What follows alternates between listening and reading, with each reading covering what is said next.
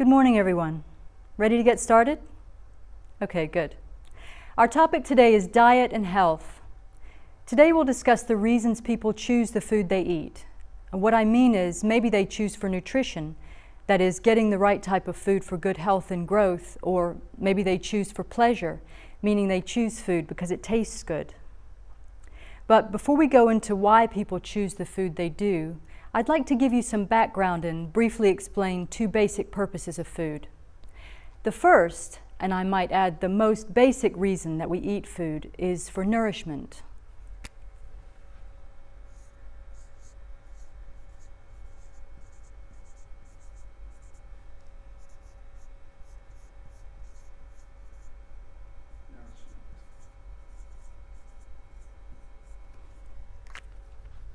Let me explain this.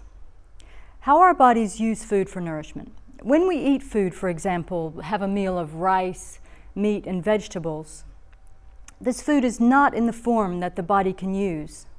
It has to be changed by the body. This means changed into smaller molecules of nutrients before they can be taken in. And taken in merely means that the nutrients are absorbed into the blood and carried to the cells throughout the body. Does this process sound familiar to you? The process that I'm talking about is called, of course, digestion. Let's define digestion. Digestion is the process by which food and drink are broken down into their smallest parts, such as vitamins, nutrients, so that the body can use them to build and nourish cells and to provide energy. Okay, that's brief, but a little bit about the first purpose of food, nourishment. Let's look now at the second, and some might say a more powerful reason that we eat food. We eat food because it provides pleasure.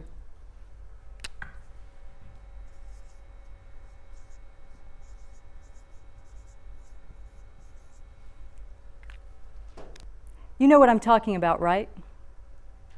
To illustrate what I mean by pleasure, think of the good smell of food, the good taste of food, the appealing look of it, and even the feel of food.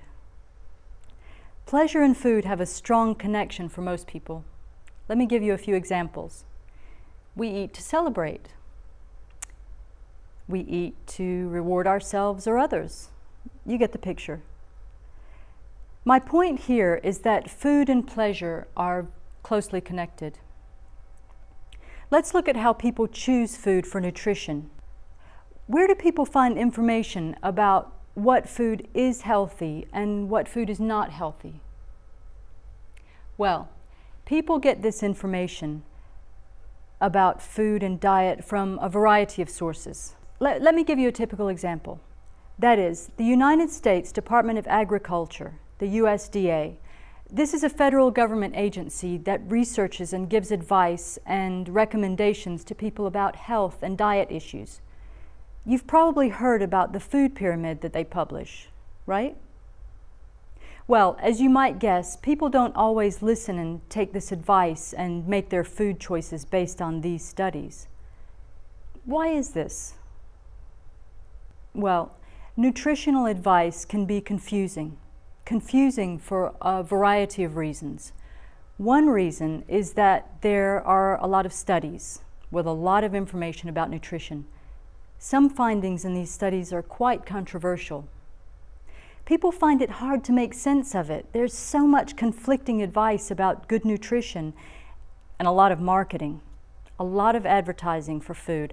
All this information can tend to confuse people rather than help them, make good choices. I want to look at a perfect example of this point. Potato chips. Look at the potato chip shelf in any store and you're faced with a lot of choices. For example, you might see regular potato chips, low-fat chips, even no-fat chips, chips with salt, chips with low salt, and chips with no salt. There are chips made out of potatoes, sweet potatoes, and even rice. At least 9 choices. Wow, 9 choices, and I'm sure you can find more. How does a person decide what kind of chips to choose? He might read the label on the back of the bag, But even when we read the nutritional labels on the bags, you know, the label that tells us about the fats, salt, and carbohydrates in the food, we're not sure how to balance this nutritional information and our desire for pleasure. So you can easily understand a person saying, I give up. It's just too hard to be healthy. I'm going to just choose the one that tastes the best, and it's just too much for me to understand and decide on. I want to move on and share a really interesting cross-cultural survey that was done by an American psychologist and a French sociologist on the differences between French and American attitudes towards food. Let's look in detail at one example of different attitudes. The French are more likely to choose food on the basis of pleasure. Yep, that's right, pleasure.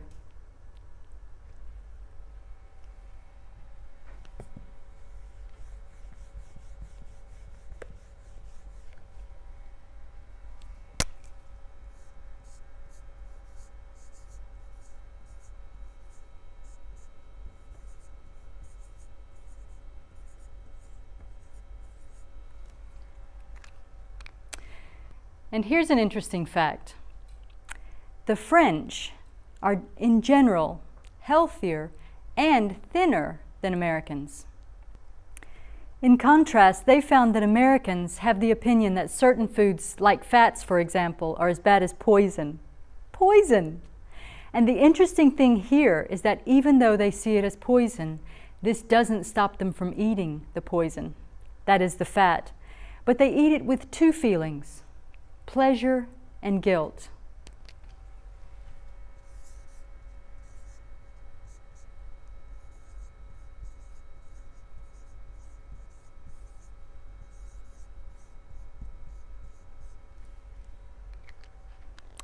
Here's an example that helps us understand these attitudes.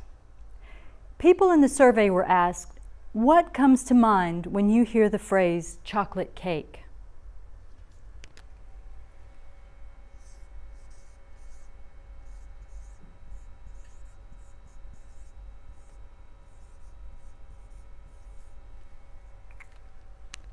Listen again to the question. What comes to mind when you hear the phrase chocolate cake? Ready for the answer? The Americans were more likely to say guilt. The French said celebration.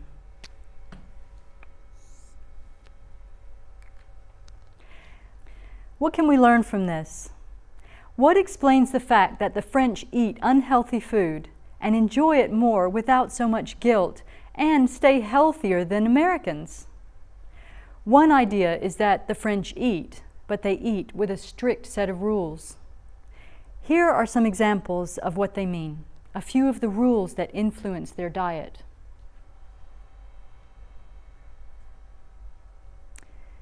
They eat small portions.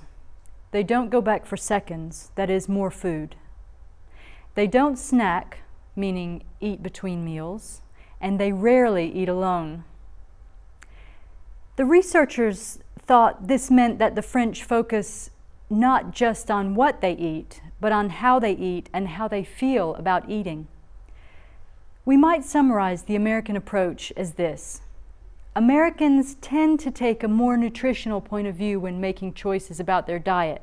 That is, they focus on what they eat, and they have less strict social rules that influence their choices.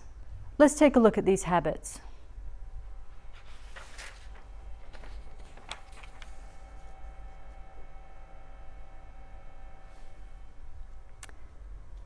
So Americans generally don't control portions, eat second helpings, snack between meals.